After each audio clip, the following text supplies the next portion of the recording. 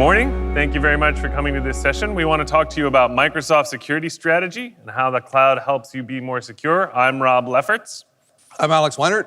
We're going to do a bit of a tag team conversation and walk you through how we see the landscape, what our general approach looks like, and then drill into the technology and capabilities, and actually spend some time touching on a lot of the news items that we've just announced today at Amsterdam Ignite. But to start it off, hopefully for everybody in the room, this is not news. Constant escalation in cyber attacks because attackers become more sophisticated and because that technology trickles down into a broader environment. Second, harder and harder to hire qualified talent. Our current estimate is that we will be 3.5 million professionals in debt by the year 2021. That means jobs that we will struggle to fill. And virtually anything can be attacked. This is true both because things become more and more connected, but it's also true because there are new things showing up that were never connected before. And if I'm an attacker, all of that represents opportunity. So as the world becomes more complicated, how are we going to change the game? How are we going to make it different so that the defenders can actually get ahead, so we can actually empower them to deliver more for our customers? Taking advantage of a different approach, saying that as things become more connected and as the cloud becomes more available, this gives us powers that we can take advantage of. It gives us access to central data, and it gives us elasticity of compute, and it gives us access to rich ML tools that we can take advantage of. This is all about empowering the defenders so they can be more accurate and faster moving. It's about improving the end user experience, because there's nothing worse than creating a system that users don't use or can't use or avoid using and actually work around to circumvent the security of your environment. And finally, it's really about providing better protection for customers. And these tools are how we make that difference. Now, I'm a bit of a technology geek, I admit it. And so we will spend a lot of time today talking about technology and those new tools that empower Defender. But Microsoft's approach is end-to-end and broad thinking. And so it starts not just with technology, but thinks comprehensively about how we apply operations and partnerships in order to provide this protection. Let's talk through some of those. Starting with operations, there's really two sides of the coin. First, how we run our own operations so that we can better secure you and all of our customer data. And Microsoft runs its cloud operations at scale in a way that is really unmatched, best in class, both for the scale of the environment, but also the security that we provide, starting from the physical layer of the data center through best-in-class cutting-edge processes and up through providing global cloud infrastructure for our customers to trust that their data is protected.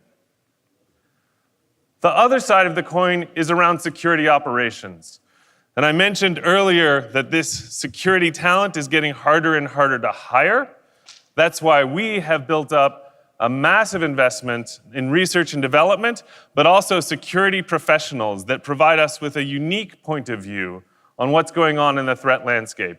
And they work across Microsoft in a variety of different teams with all kinds of cool names like Mystic and Defender Security Research and MSRC and CDOC and DCU.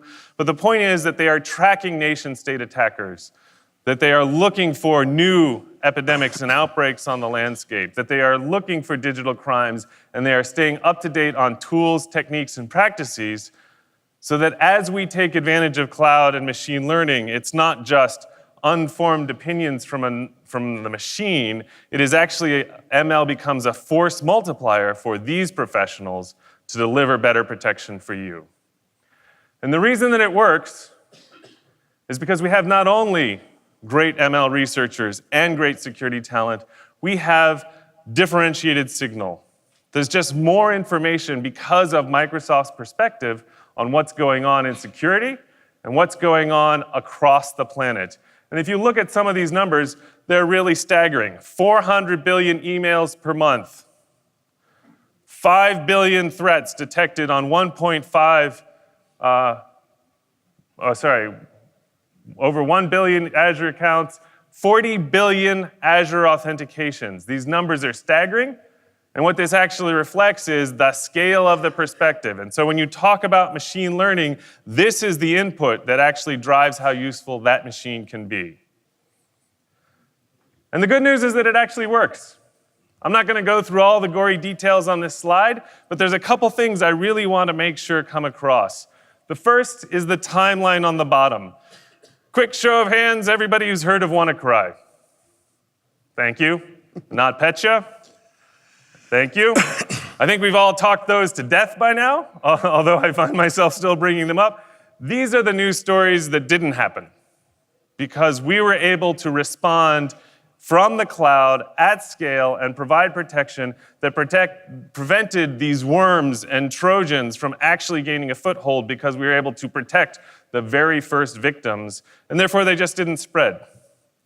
And the way that we approach this really talks about using the right ML techniques at the right point in the process. And so we think of it as a funnel where there's models running locally on the edge and on client PCs, and then as we move through the funnel, more and more expensive kinds of compute, behavioral analysis being applied, taking advantage of the cloud to run that data, to detonate files in a sandbox, and actually build this comprehensive picture, whether it's in identity on how users are logging in, or on the endpoint on how files are being executed, or in the email system, looking for patterns of spam, phish, and malware coming into your organizations. All of that being protected with machine learning. And let's talk about technology. There's a lot to cover here, so we're going to organize into 4 main pillars. And this is really how Microsoft thinks about its approach to delivering technology for security.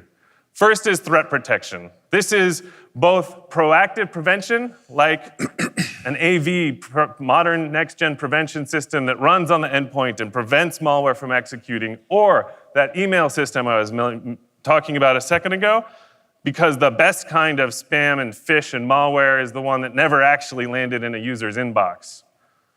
Or it's a monitoring system that actually helps defenders detect, investigate, and respond to things going on in their complex environment. Because with a modern maturity security stance, we know and we acknowledge that there will be problems, there will be breaches, and we have to have active engagement to detect what's going on in the environment.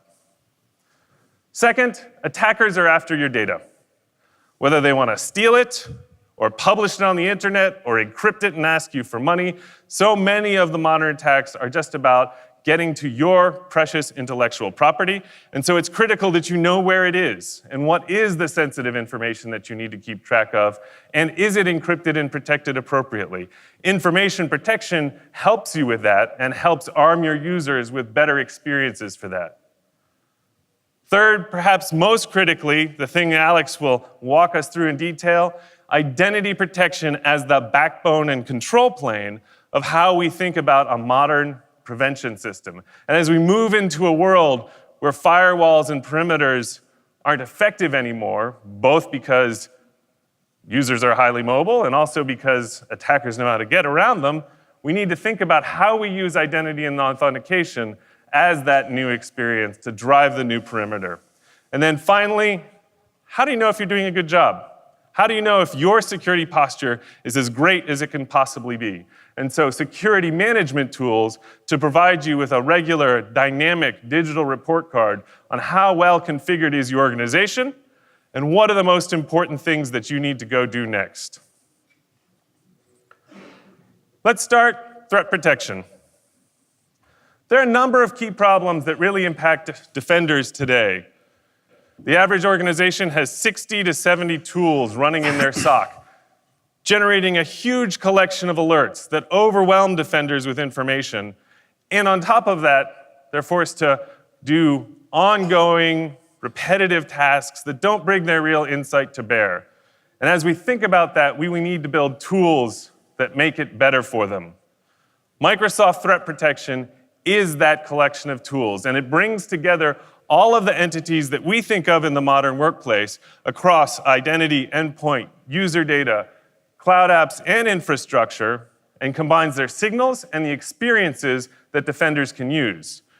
6.5 trillion signals per day going into Microsoft Threat Protection. A quick look at what this looks like. This is the Microsoft Threat Protection dashboard, and the story that it tells is, of course, pulling together users, devices, email accounts into one place, and a collection of incidents. And as we drill into that, again, these incidents span across those entities we were talking about before. And as I click into one of them, what I actually see is not just a collection of unorganized alerts. They are actually pulled together in a story and arranged on a timeline so I can actually understand the picture of what happened when, how did the attacker break in, where did they go to, potentially what information did they steal.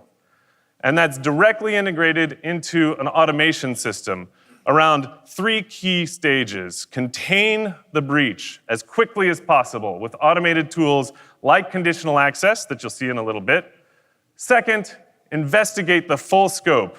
This is where Defender teams spend weeks and months pivoting on every single machine and user and file in the organization to find everything that was touched. Because of the cloud, we can drive that automatically. And then finally, automated remediation, or semi-automated with approval. Actually taking the steps of using that full investigation and then taking action to isolate machines from the network, quarantine files, block IP addresses, scrub content from inboxes, asking for resets of passwords. All of this comes together in a comprehensive picture, and that is Microsoft Threat Protection. But today, I'd like to focus in on one particular place where we have a number of news items around endpoints. And so let's start talking about Windows Defender Advanced Threat Protection. Did anybody catch the subtle change? Excellent. I'll do it again for everybody else. Windows turns into Microsoft. And so today, we're going to talk about Microsoft Defender Advanced Threat Protection, and we're going to talk about new capabilities that we have added into this suite around threat and vulnerability management. So I'm proud to announce that capability as part of Microsoft Defender ATP. And let's talk about what it actually delivers. We think of it as a risk-based approach to vulnerability management. And that has 3 key elements.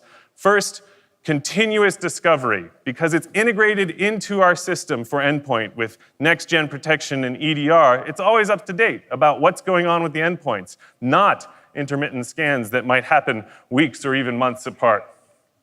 Second, it takes advantage of our perspective on the landscape. Those 3,500 security professionals I was talking about, they help map what's going on in your environment to what we actually see on the landscape and help prioritize tasks based on the risk assessment that gives us.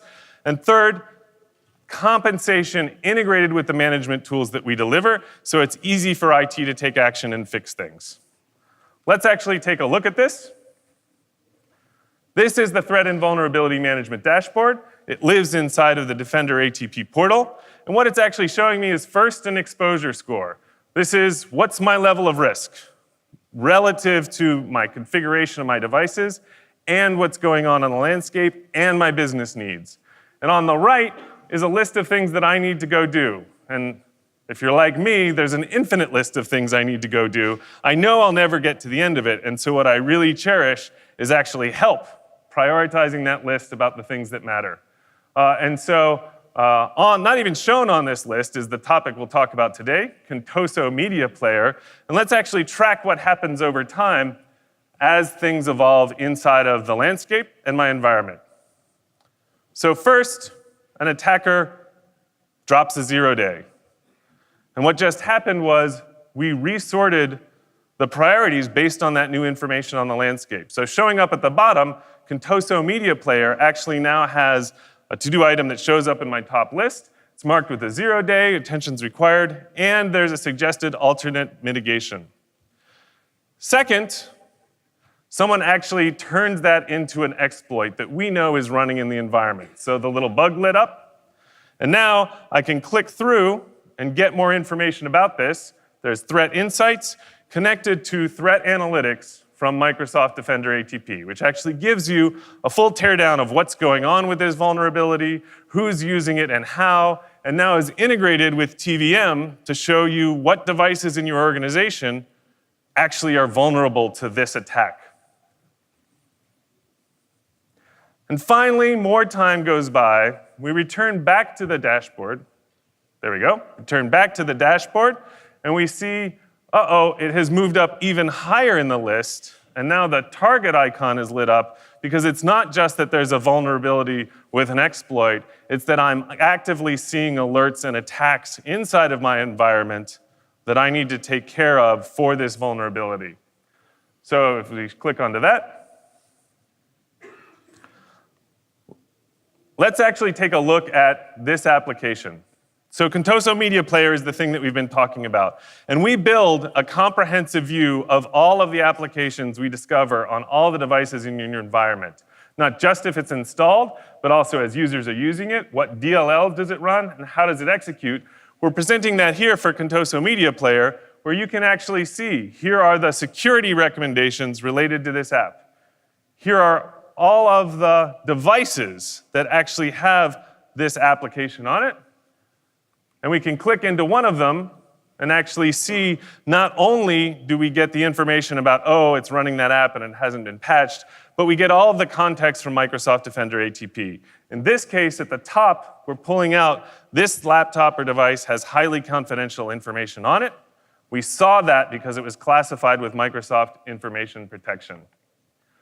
So let's open up that full machine page. If you're familiar with Windows Defender ATP, this is the same machine page, only now it's been augmented because it shows all of the TVM information that we've added. What are all the apps that are installed on that device? Show me the list of CVEs related to this device that are actually published in public. And show me the list of security recommendations related to this individual machine. And if you look at that list, you might decide that this user, Jonathan Wolcott, actually has a real problem keeping his software up to date, and he clearly needs some help.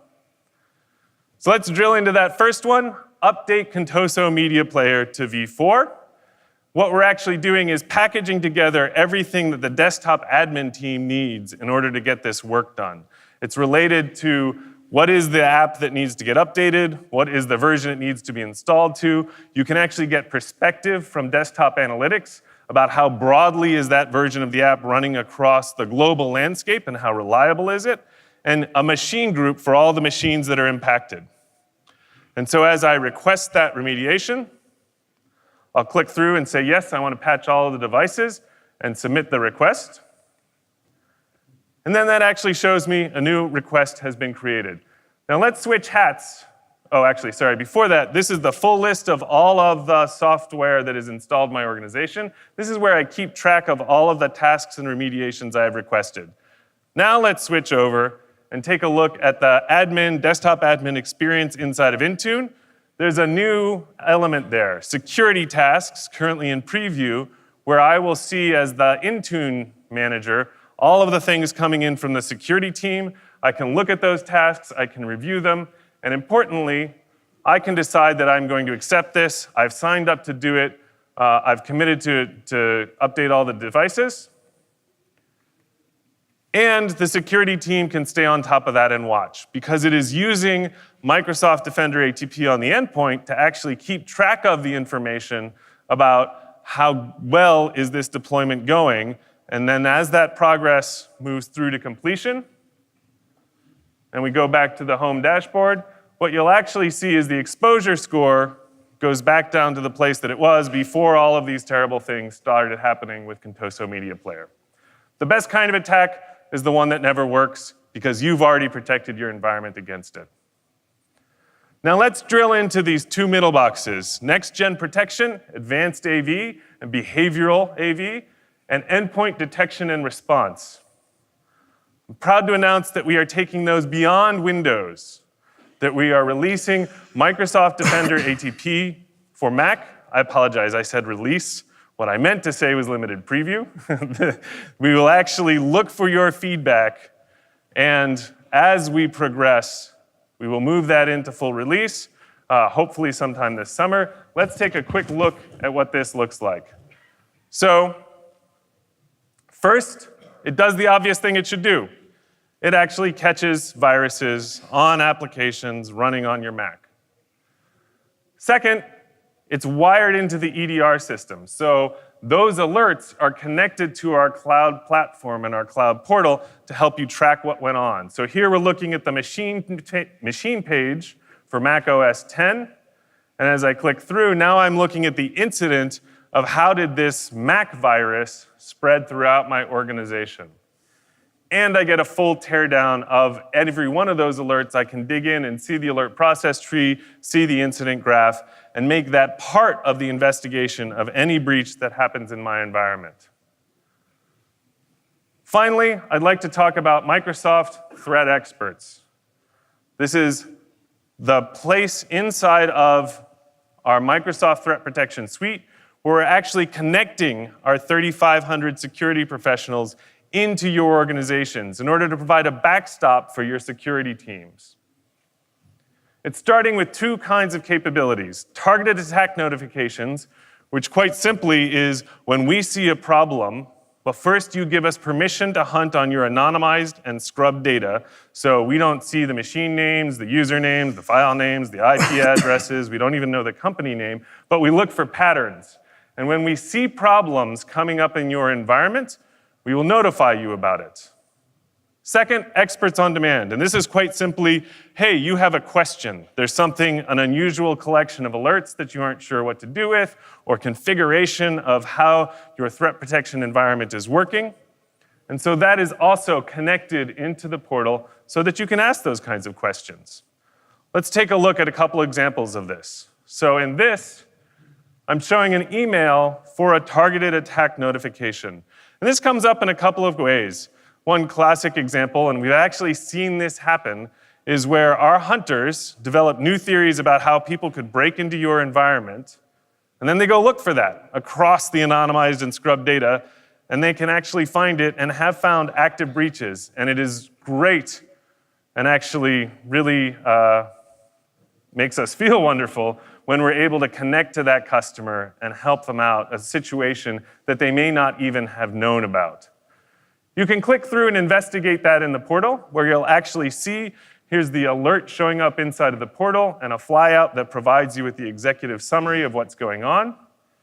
And as you click into it, you get a full view of what was the timeline of all the events, show me the process tree for all the machines where this happened, show me the recommended actions where I should go do something next. And we also get you started with advanced hunting. For those who are not familiar with it, this is an environment where you can actually start to run queries. You'll see it again inside of Azure Sentinel across all the data that we collect, so that you can get a view of not just what we build as detections into the environment, but new things that you might want to look for. And as we detect things that are interesting and worrisome, we can help give you queries to get started and a community that helps build those queries together. And finally, we publish threat analytics. This comes from our research teams to notify you about new threats emerging on the landscape, how they work, what they're after, and how you can defend yourself better. To get started on threat protection, make sure to go start a threat protection trial. Deploy one of our ATP products. These are the individual silos and workloads that are coming together with Microsoft Threat Protection. So start with Microsoft Defender ATP, Office 365 ATP, and Azure ATP. And then finally, if you want to learn more about TVM and all the capability we're releasing there, there is another session at noon with Tomer Teller, where you can actually get all of those more details. Now let's talk about information protection. This is the place where you build a view in your landscape about what's going on and what do you need to do about it. As you think about the world today, one of the biggest problems is knowing what you have and where it is and what policies should be applied. So one of the most powerful tools we bring to the table is building a unified policy to classify and describe all of the information in your environment. And then give you dashboards so that instead of scattered knowledge about where does that stuff live, you have a single view that reports to you on all of your Office 365 properties and third-party properties and file servers. Where is my critical information? And then finally, it's about users. It's about building great experiences that they can actually take advantage of in order to classify information that work across all the places where Office actually lives. So this is Microsoft Information Protection, and it works across all of these stages of the information lifecycle, making sure that you can discover and assess information, that you can apply policy, monitor and remediate, and that you can accelerate compliance in your organization. And it's not just about security. Information protection also provides, I'll call it the bedrock underneath great compliance. And I think of this as the place where security and compliance join together in order to make sure that your data is understood, how you are handling it is understood, and that you can keep it both appropriately controlled and fully secure across all of your devices, apps, cloud services, and whether you're working on premises or in the cloud. So now, I'd like to actually bring us to identity and access management. Alex, take us away. All right, thanks, Rob. Okay, so I'm Alex Weinert. I'm the Group Program Manager for the Identity Security and Protection team at Microsoft. And so together with my sort of partner in crime, Common, who's in the audience, we run the team that prevents unauthorized access to accounts across all of our consumer and enterprise accounts. And so if you are an Office 365 user or an Xbox user anywhere along that spectrum, we're trying to look out for you. And we see, as Rob was pointing out, we see an increase in both the sophistication and the volume of attacks against the system. And I wanted to kind of start by acknowledging some of the work that's been going on over the years in identity protection. And when we look at that, there's sort of three major places you can go think about where things happen. One is on-prem, right, around your domain controller.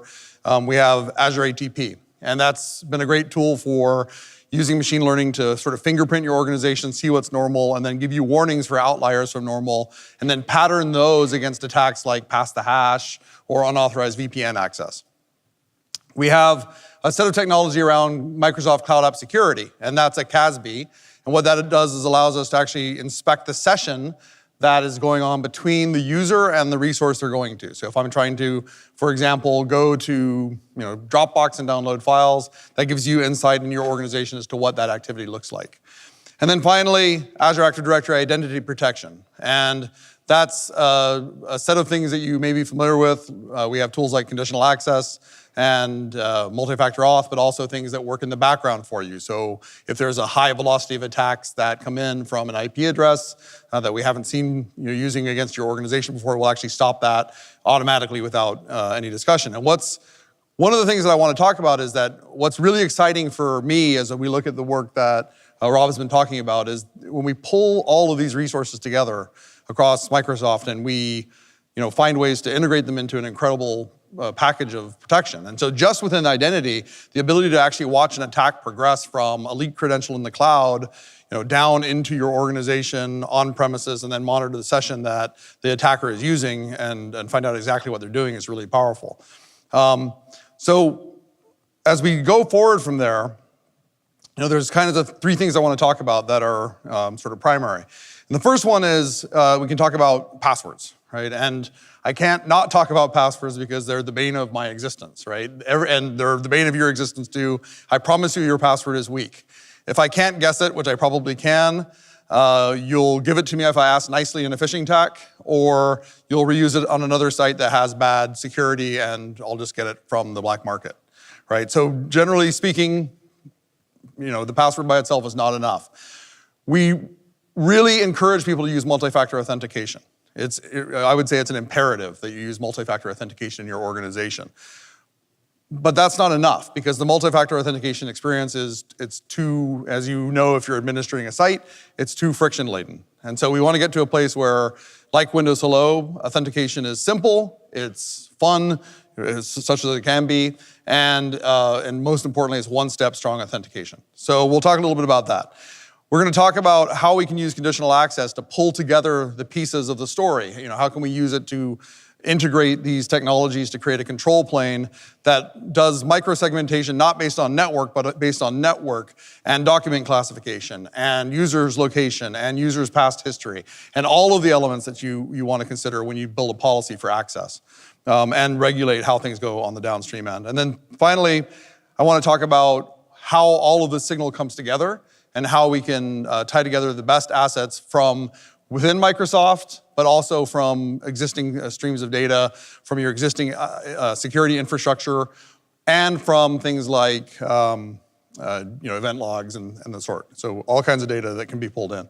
So let's get started. The first thing I want to talk about just quickly is secure authentication. So I mentioned that the password is a serious problem for us. So when we look at the attacks that we have in our system, which are against your organizations, right? All of those attacks with almost no variance are coming in from identity, right? From passwords that are leaked. So simply turning on, we've done these correlation analyses. What happens for organizations that have turned on MFA? 1/10,000th the number of successful compromises for those organizations. Turning off basic authentication, right? 67% reduction in unauthorized access. So these are the kinds of correlations we see. So if we can get past this basic weakness of the password and add MFA, that's good, but we want to go farther. So we started this work with Windows Hello. And in Windows Hello, we made it possible to simply open your computer, look at it, and be logged in, but in a very strongly authenticated way, or fingerprint reader or whatever. We wanted to make this more accessible, and what's the device that almost everyone, if not I bet everyone has in this room, you might feel panicky if you thought you didn't have it with you, is your smartphone. So how do we take that and we say, all right, let's take that device that you've always got with you and make that a strong authenticator. And that was the second wave of things that we're really excited. And the authenticator, Windows Hello, of course, is available now. The Microsoft Authenticator app is available now, and within this summer, we will be able to offer you a preview of signing in as first factor, which I'll show you in just a second, with the Microsoft Authenticator app. And then importantly, 2 weeks ago, the FIDO standard ratified. And the thing I want to say that's important about that is that FIDO is the first credentialing standard that essentially defeats phishing. Everything else we talk about, what would happen is, I can simply replay the screen in the man in the middle, and you'll obey the prompt. So you think, okay, I've got a phone-based code that I'm going to send. Well, all I have to do is, as the man in the middle, I just show you the request for the code, and you'll type it in. Right? So the way to defeat man in the middle in this world is actually to have some hardware binding, and FIDO gives us that. And the other thing that FIDO does that's exciting is that as a credential standard, it allows us to get free of the form factor. So your existing PC can be a FIDO authenticator, your existing phone, a ring, a watch, a bracelet, whatever works for you. And the standard is the same, so the security level is the same, and so we can adopt these in this way. When we look at zero trust, the term that's very big in people's minds right now, this idea of getting away from a single point of control. And I don't just trust the VPN, I don't just trust a device, but I actually want to look at many, many different elements. So I actually want to verify as much about the connection as I can, and then make my access decisions based on what I know. For Microsoft, Conditional Access is our toolkit for that. It's important to note that those 6.5 trillion signals are all available to you essentially to build policy around, right? That gets distilled down into a risk score for either the user or the session, and then you can make those decisions. But there's some really exciting work in conditional access in the last year, and things like when we have an endpoint detection of malware, that signal now becomes available for you to make access decisions on. So you can, for example, say, my high security docs cannot be accessed from any machine that is signaling as having malware on it. Or I actually want to disconnect the session in a case where I detect a problem like that. So by integrating that with your existing MDM solutions, with the other signaling that we have, we get some very compelling stories. This is also integrated with Microsoft Information Protection. So you can make conditional access decisions that actually help guide when documents can be opened. With SharePoint, we can decide which sites can allow download, can be opened based on classification. So there's a great number of really exciting things that are going on.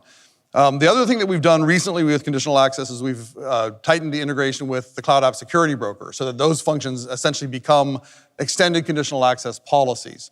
And so when we think about things like, I have a third-party application and I want to block access from that, I can actually do that in a very easy way, and I'll show you how to do that in just a minute.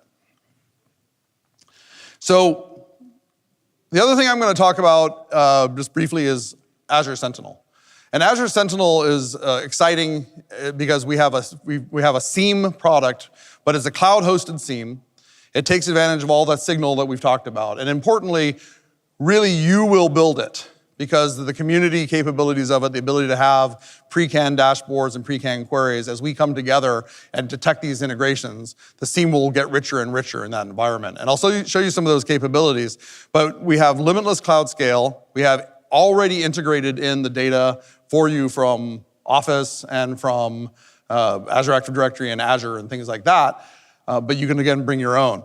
What's compelling here is that we have a place where you can take all of your existing knowledge that's outside of this ecosystem and bring it in and integrate it with our ecosystem, so that you can think of things like if you have an application that tracks where employees are expected to be on sales trips, say for your CRM system, you could bring that in and very quickly isolate, okay, is this a false positive or a false negative in terms of where I expect people to be. So it's a pretty compelling story. So with that, I'm gonna go be bold and do the thing that most of my colleagues think is crazy, which is a live demo.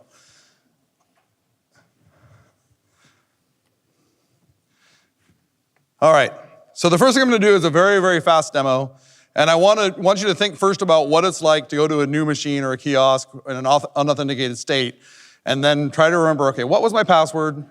And then if I get challenged for MFA, do I actually have good telephone connectivity? Did the telephone provider decide to send the code? Did I type the code incorrectly? Right, we have a bunch of known usability issues around this. And yet we need to do it because of the fundamental insecurity of passwords.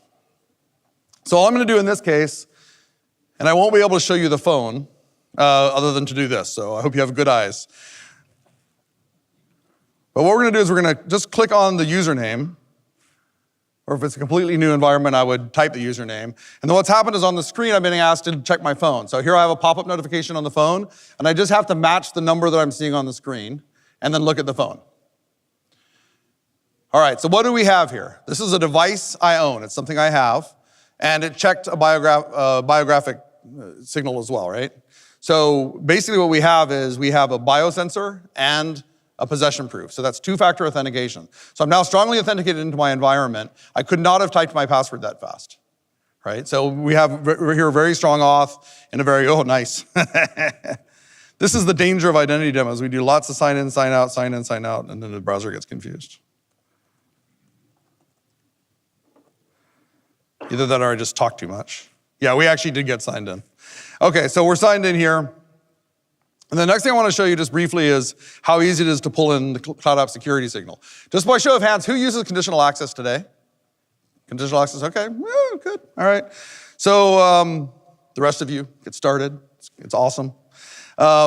So in Conditional Access, we have basically two major components. We have the situation under which we want to execute a policy, and then we have the controls that the policy applies. That could be multi-factor auth, that could be a TOU or an agreement that someone has to sign, or it could be other things. Now, in the session controls, we actually talk about how the session should behave.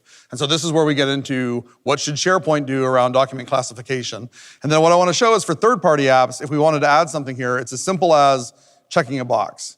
And the Cloud App Security team has done some really cool work with taking the most popular policies and then just putting them in a drop-down mode.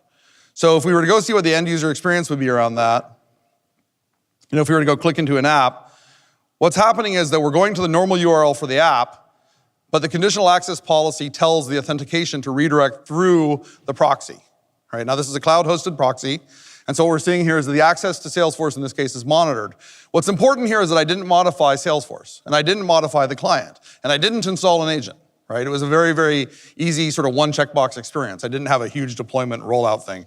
And I get this kind of powerful monitoring. So that's a very nice capability. All right, Sentinel. So switching gears a little bit. So the signaling capabilities we talked about, all those signals coming together and the intelligence we have, we all want to make sure that we have a great experience for you in terms of if you come to an identity dashboard, you're going to see the important identity signals. And if you come to a Microsoft 365 dashboard, you're going to see all those Microsoft hosted signals. But what about your Palo Alto Networks deployment or your Zscaler, or what are the other components that you're bringing into your system, right? So that's where Sentinel comes in. It's a way to bring a SIEM together for your entire organization. we want to make it very, very easy. So this is a quick look at the identity protection data that is from a pre-built dashboard that's just a few clicks. And there's some neat features. One I want to point out is this ability to quickly spot data anomalies, which we use as a tool in our organization to find evolving threats. And so one of the main things is, if you're looking for what you haven't seen yet, go look for the anomalies in the system. If I wanted to add new data to this, and there's too many features to talk about, but Sentinel is very cool. I recommend you check it out. We can start cases and bring in dashboards and do our own queries. But if I point here, the data connectors, right, you'll see that all of the signals that we've been talking about today are actually already available to you through Sentinel. So these are all sort of one click and they'll be pre-canned dashboards for you. But as we scroll down, we start to see third parties like Palo Alto, Cisco, F5, and then finally, standard formats like syslog. Right, so you can pull in any kind of data source you want and do a fully integrated SIEM in this environment. Cloud hosted, no hardware to deploy, super easy to hook up the technology. All right, with that, we are out of the danger zone with live demos. All right. So I would like to talk a little bit more about something Rob mentioned, which is, really the best. The sort of the best incident is the one that never happens. The best news story for us is the one that doesn't happen. And so there's a lot of great technology available to you to help you think about the policies you use for information protection, for endpoint protection, for identity protection, across the spectrum. How do you get started? What should you go do? How do you understand where your posture is and how to score it? And so that's where the security management comes in. And so this is really about getting to a place where, you have a understanding of where you are in your posture, both for your organization, relative to your industry, and relative to the overall market. You understand what you should go do next, right? What's the step-by-step plan to go improve your security posture? And then importantly, what the impact of the steps you're going to take are. So for example, if you take a given step, how much compromise will be reduced, or how many endpoint infections can you reduce by taking that step? So as we get into this, let's talk a little bit about security management. Kind of the really, and customers who've tried this get really, really into it. Who's using SecureScore now? Who's looking at SecureScore now? Besides Rob. All right, so a few dozen of you are using SecureScore now. So these are the folks that will very commonly come up to me after talk and say, hey, I want more points for this thing. Right? People get very focused on it. What's great about that is that engagement is getting you thinking, okay, I know what to do. I know what step I need to take next. And we found that it's actually a good way to have the conversation in the organization about what should happen and how are we doing relative to our peers. And so SecureScore gives me this ability to look across various pillars of infrastructure. So I can go look at, say, endpoint protection and see very quickly, how do I rate? What do I need to do to get better? And really gives us a quick, sense, kind of an at-a-glance of how we're doing. From there, we can go in and we can look at, all right, how are we doing versus the industry? How are we doing versus our sector?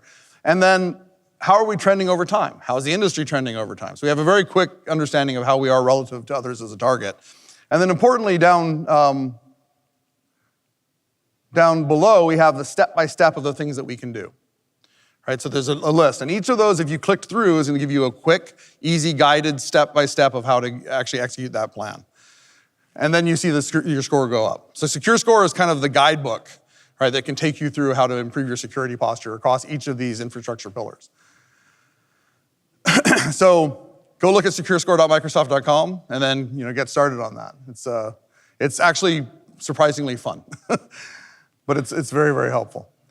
We're on a journey together, and we've been very fortunate to have a lot of people who help us through this journey. And so one of the things as we say, please get engaged and check out SecureScore, check out these previews that we're talking about, is that you can help guide the development of these products and we get better together. We can all, as security professionals, we can all work to kind of raise the tide together and become stronger. And so I would thank those of you who have helped us so far, and then encourage the rest of you to join the community and help us out. We are all improved by the collaboration, and we're very, very grateful for your help in that regard.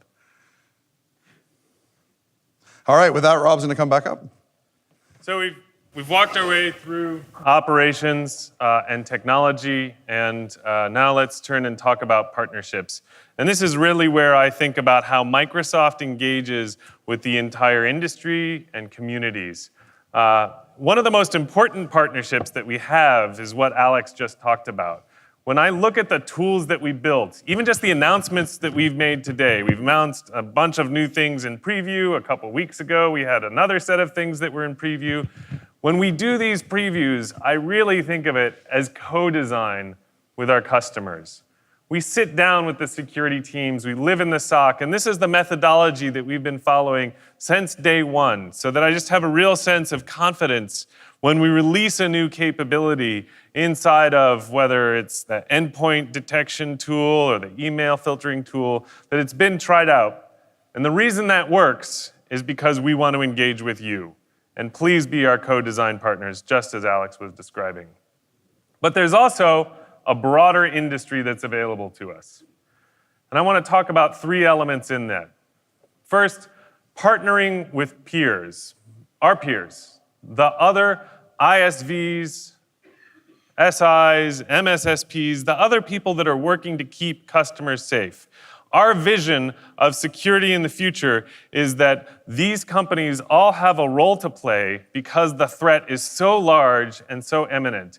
And we have worked feverishly to make sure that we build the APIs and create the platform that makes that possible. I've talked a lot about the brain in the cloud that provides these advanced insights and helps customers stay safe. We call that the intelligent security graph, where those signals come together, and we're making that available through APIs for partners to integrate with. I get very excited when a partner comes to me and says, I have a new idea about a shared customer and the things that we can do together to keep them safe. And that represents a real opportunity for us to help, to learn new things together, and to work on this critical task of delivering better results for customers, for the defenders that we empower, and for the end users. Second, we need to make the planet a better place. We need to work with key alliances across the industry in order to make that true.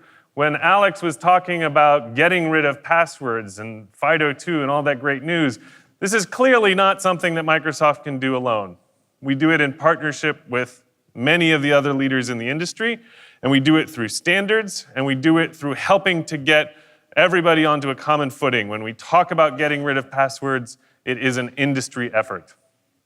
And finally, working with government, both to understand the threats that are attacking industries and critical infrastructure, and to help protect against the threats that are attacking governments themselves.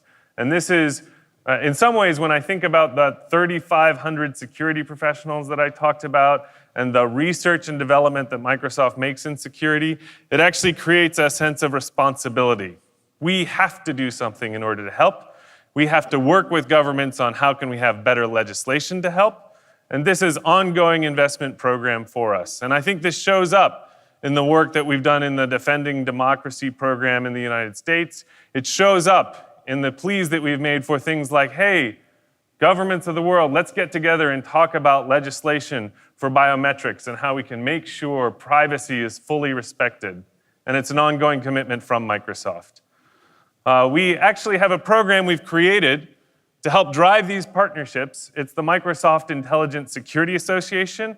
And what you see on this slide is a list of our partners that are excited to work with us, to take advantage of the capabilities that we provide, and to bring new things into the platform. And again, every time one of these partners says we can keep customers safer, I'm excited, and that's something that we want to engage in. Before we close out, and I actually hope we have time for some questions, I just want to remind everybody of the news from today.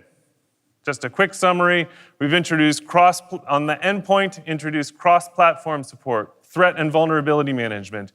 And at RSA recently, Microsoft threat experts to connect with our professionals, and Azure Sentinel as that next-gen cloud SIEM to help drive investigation. But I want us to be very clear about why we're doing all of this and what our point of view is. We have a responsibility, we will deliver on it, and it has 2 elements. We want to empower the defenders of the world because we think of working with them in order to make the world a safer place. And we want customers and users to be safe and to trust in the computing devices and infrastructure that they use. Thank you very much. Thank you, Alex.